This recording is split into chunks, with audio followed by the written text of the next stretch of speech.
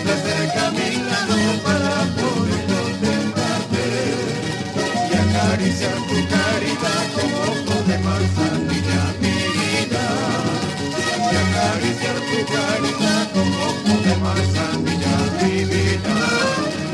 Un saludo cariñoso para mis padres, Rosalino y Efraín Cáceres, de parte de Walter, y para todos mis hermanos allá en Puna. Con más alegría.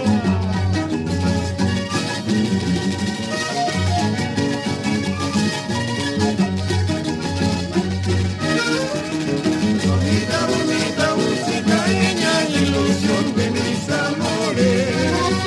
Bonita, bonita música, niña, ilusión de mis amores. Esa tu linda mirada, esos tus labios cuerpos a cautivar. Cautivan los corazones de estos muchachos bohemios, Cholita. Quisiera tenerte cerca a mi lado para poder contemplarte.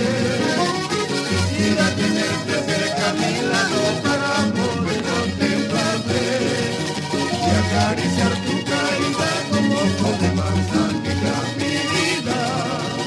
Y acariciar